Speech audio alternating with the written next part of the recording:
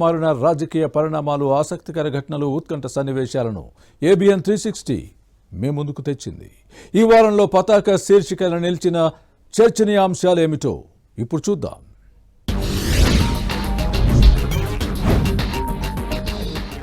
ఆడలేక మధ్యల దరువు అన్న చందంగా తయారైంది ఏపీలో జగన్ రెడ్డి పరిస్థితి.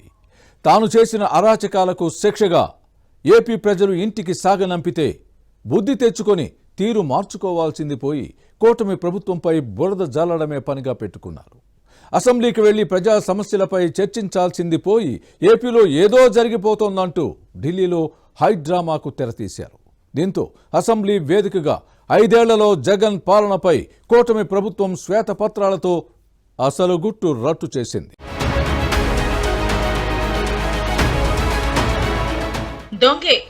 దొంగ అని అరిస్తే ఎలా ఉంటుంది?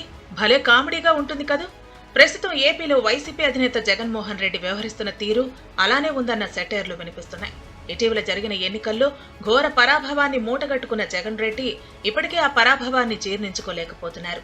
తన అరాచక పాలనకు విసుగు చెందిన ప్రజలు తనకు ఓటమి కట్టబెట్టారన్న నగ్న సత్యాన్ని అంగీకరించలేకపోతున్నారు.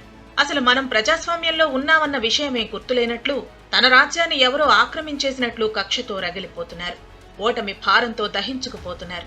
కూటమి ప్రభుత్వం అధికారంలోకి వచ్చి నిండా 2 నెలలు కూడా కాకముందే అప్పుడే రాష్ట్రంలో ఏదో జరిగిపోతోందని, శాంతి భద్రతలు నశించిపోయాయని, ఏపీలో అర్జెంటుగా రాష్ట్రపతి పాలన విధించాలని జగన్ గగ్గోలు పెట్టడం చూసి ఇతర పార్టీల నేతలే కాదు జనము నవ్వుకుంటున్నారు.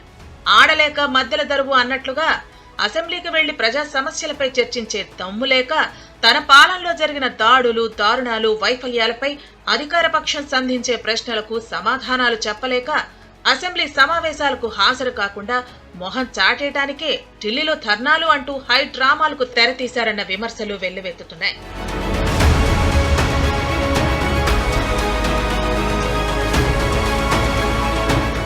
ఏపీలో రాక్షస పాలన సాగుతోంది. రివర్స్ పాలన నడుస్తోంది. బాధితులపైనే పోలీసులు హత్యాయత్నం కేసులు పెడుతున్నారు. పోలీసులు ప్రేక్షక పాత్ర వహిస్తున్నారు. కొన్నాళ్లుగా జగన్మోహన్ రెడ్డి పదే చెబుతున్న మాటలివి. ఆయన చెబుతున్నవన్నీ నిజాలే, కానీ అది ఇప్పటి కూటమి పాలనలో పరిస్థితి కాదు. 6 నెలల కిందటి వరకు జగన్ రెడ్డి పాలనలోని పరిస్థితి ఇది. తన 5 ఏళ్ల పాలన గురించే జగన్ ఈ మాటలు అంటున్నట్లుందని, ఆయన వ్యాఖ్యలు వింటుంటే నాటి పరిస్థితులు మళ్లీ కళ్ల ముందు కదలాడుతున్నాయని ఏపీ ప్రజలు అంటున్నారు. ఈ క్రమంలోనే వైసీపీ అధ్యక్షుడు జగన్ ఢిల్లీలో చేపట్టిన ధర్నాపై సర్వత్రా విమర్శలు వెల్లువెత్తుతున్నాయి. ఆయన ఆరోపిస్తున్న 36 హత్యలపై ఎందుకు క్లారిటీ ఇవ్వటం లేదంటూ ప్రజలు, కూటమి నేతలు ప్రశ్నిస్తున్నారు. హత్యలు జరిగితే జగన్ ఎందుకు పరామర్శించడానికి వెళ్లలేదని విమర్శిస్తున్నారు. ఏపీలో కూటమి ప్రభుత్వం అధికారంలోకి వచ్చినప్పటి నుంచి 36 రాజకీయ హత్యలు జరిగాయంటూ ఢిల్లీ నుంచి గల్లీ దాకా నానా రచ్చ చేసిన జగన్ మీడియా సమావేశంలో ఈ లెక్క చెప్పకపోవటం ఆశ్చర్యానికి గురిచేసింది. పైగా 4 హత్యకు గురయ్యారన్నట్లుగా జగన్ మాట్లాడారు. దీంతో తన రాజకీయ భవితవ్యం కోసం ఇండియా కూటమి నేతలతో సమావేశం కావటానికే జగన్ లేనిపోని అబద్దాలు సృష్టించి ధర్నా రాజకీయాలకు తెరతీశారని నేతలు ఆరోపిస్తున్నారు.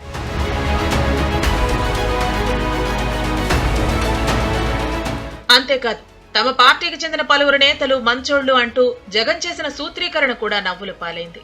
పెద్దిరెడ్డి రామచంద్రారెడ్డి, మిథున్ రెడ్డి పలుమార్లు ఎన్నికల్లో గెలిచారు కాబట్టి వాళ్లు మంచోళ్లు అంటూ జగన్ వ్యాఖ్యలు సోషల్ మీడియాలో విపరీతంగా ట్రోల్ అవుతున్నాయి. జగన్ చెప్పిన దాని ప్రకారం చూస్తే ఎన్నికల్లో 164 మంది వైసీపీ అభ్యర్థులు ఓడిపోయారు. 21 మంది ఎంపీ అభ్యర్థులు పరాజయం పాలయ్యారు. అంటే వాళ్లంతా చెడ్డోళ్లని జగన్ ఒప్పుకున్నట్లేనా అన్న ప్రశ్నలు వినిపిస్తున్నాయి. ఎన్నికల ప్రచార సభలో పిన్నెల్లి రామకృష్ణారెడ్డిని మంచోడు అన్నప్పుడే జగన్ భాషలో మంచి చెడుకు అర్థాలు వేరని తేలిపోయిందంటున్నారు.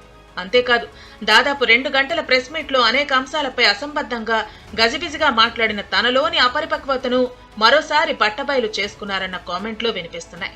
స్పిల్వే పనులు పూర్తి చేయకుండా కాపర్ డ్యాంలు నిర్మించడం వల్ల మెయిన్ డ్యాంలోని 3 డయాఫ్రమ్ వాల్ దెబ్బతిన్నాయని జగన్ వ్యాఖ్యానించారు. పోలవరం ప్రాజెక్టులో ఉన్నదే ఒక డయాఫ్రమ్ వాల్, మరో 2 ఎక్కడి నుంచి వచ్చాయో జగన్కే తెలియాలి. అంతేకాదు, విద్యుత్ ఛార్జీలు పెంచబోమంటున్న చంద్రబాబు ట్రూ అప్ ఛార్జీలపై నోరు మెదపటం లేదని కూడా జగన్ విమర్శించారు. తన హయాంలో అడ్డగోలుగా వేసిన ట్రూ అప్ ఛార్జీలను కొత్త ప్రభుత్వం రద్దు చేయాలనటం వింతల్లోకెల్లా వింత అంటూ కామెంట్లు వినిపిస్తున్నాయి.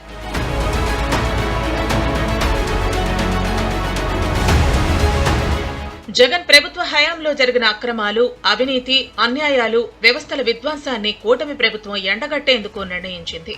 ఇందుకోసం 7 రంగాలకు సంబంధించి శ్వేతపత్రాలను విడుదల చేసింది. పోలవరం అమరావతి విధ్వంసం, విద్యుత్ శాఖలో అక్రమాలు, సహజ వనరులైన భూమి, ఇసుక, ఖనిజ దోపిడీ, మద్యం అమ్మకాల్లో జరిగిన కుంభకోణం, గత 5 సంవత్సరాల కాలంలో రాష్ట్రంలో శాంతి భద్రతల పరిస్థితి, రాష్ట్ర ఆర్థిక పరిస్థితిపై శ్వేతపత్రాలను విడుదల చేశారు. ఇక ముఖ్యమంత్రి చంద్రబాబు నాయుడు అసెంబ్లీలో ఆర్థిక పరిస్థితిపై శ్వేతపత్రం విడుదల చేస్తున్న తరుణంలోనే తాడేపల్లి ప్యాలెస్ లో ఎమ్మెల్యే జగన్ రెడ్డి రాష్ట్ర ఆర్థిక పరిస్థితిపై పవర్ పాయింట్ ప్రజెంటేషన్ ఇచ్చారు. చంద్రబాబు లేని అప్పులను ఉన్నట్లుగా చూపిస్తున్నారని, గ్లోబల్స్ ప్రచారానికి దిగుతున్నారంటూ విమర్శలకు దిగారు. దీంతో టీడీపీ నేతలు దమ్ముంటే జగన్ రెడ్డి అసెంబ్లీకి వచ్చి చర్చించాలని డిమాండ్ చేశారు. అన్ని వివరాలను కూర్చోబెట్టి జగన్ కు చెబుతామన్నారు. సొంత బాబాయిని చంపినోడిని పట్టుకోలేకపోయిన జగన్ రెడ్డి ఇప్పుడు కల్లబొల్లి కబుర్లు చెబుతున్నారని ఎద్దేవా చేశారు.